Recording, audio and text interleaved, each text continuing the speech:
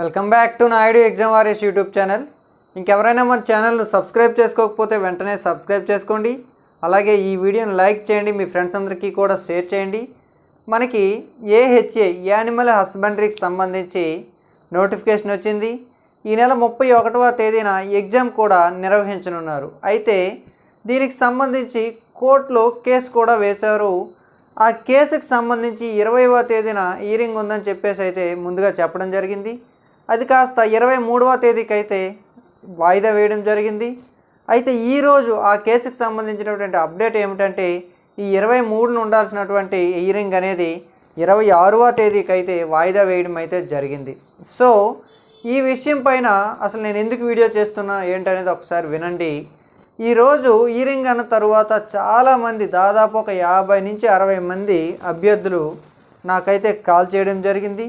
అలాగే వీటికి సంబంధించి కేసు వేసినటువంటి ఆ సార్ పైన కూడా ఆ సార్కి కూడా చాలామంది కాల్ చేయడం, మెసేజ్ చేయడం ఇవన్నీ చేస్తున్నారు.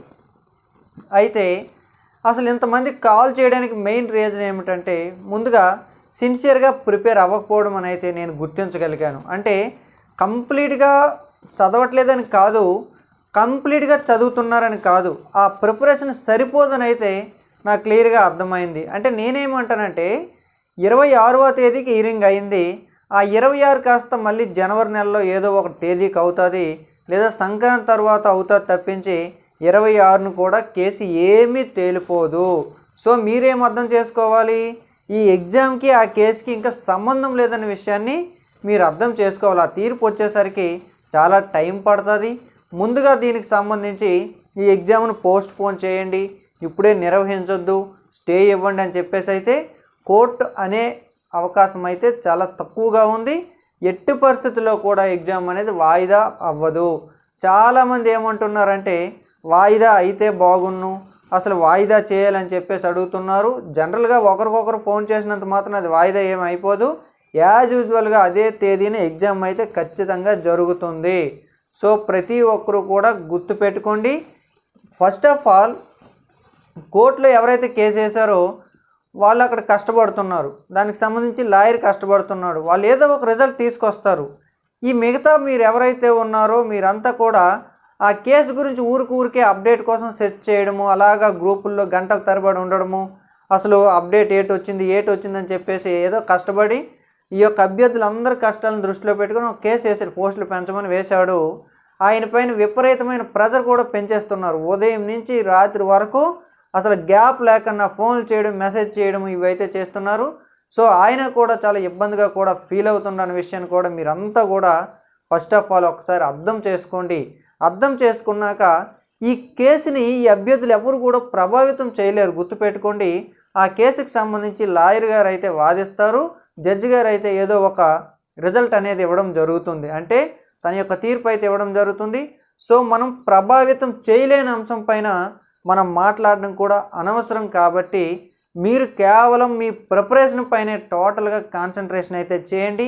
మిగిలి ఉన్నటువంటి ఈ 6 లేదా 7 రోజుల్ని ప్రతి ఒక్కరూ కూడా ఎంత ఎక్కువగా ఉపయోగించుకోగలుగుతారో, అంటే 100కి సాధ్యమైనంత వరకు 100% ఎవరు దగ్గరగా వినియోగించుకోగలుగుతారో వాళ్ళకే మంచి అవకాశాలు అయితే ఉంటాయి. కాబట్టి ఈ 1 వీక్ ఇంతవరకు మీరు చదివిందంతా ఒక ఎత్తు, ఎందుకంటే నోటిఫికేషన్ వచ్చి కూడా ఎక్కువ రోజులు ఏమి అయిపోలేదు, ఒక 33-34 రోజులు అయింది. కాబట్టి ఈ 33-34 రోజులు ఒక ఎత్తు, చివర ఉన్నటువంటి 6 రోజులు ఒక ఎత్తు.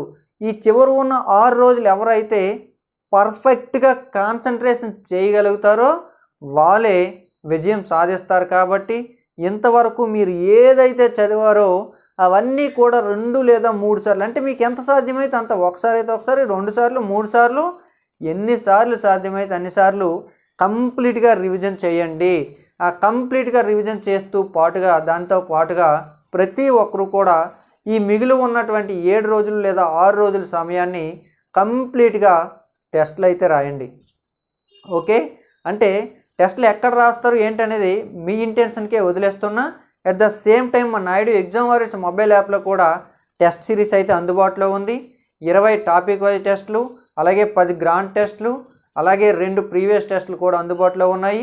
రోజు మీరు 2 లేదా 3 టెస్టులు, అంటే పెద్ద టెస్టులు 2, గ్రాండ్ టెస్టులు 2, అలాగే చిన్న టెస్టులు 3. కొత్త వాళ్ళు ఎవరైతే ఆల్రెడీ చాలామంది వందలాది మంది రాస్తున్నారో వాళ్ళని పక్కన పెడితే ఇంకెవరైనా రాయకపోతే మాత్రం ఖచ్చితంగా రాయండి. చాలామంది ఏమనుకుంటున్నారంటే ఒక మోస ధోరణిలో ఉన్నారు. అంటే నేను బాగా చదివాను కదా, నా దగ్గర బిట్స్ ఉన్నాయి, ప్రాక్టీస్ చేశాను, అవుతుందో అనుకుంటున్నారు. కానీ అది ఎగ్జామ్ యొక్క తీరు అయితే కాదు.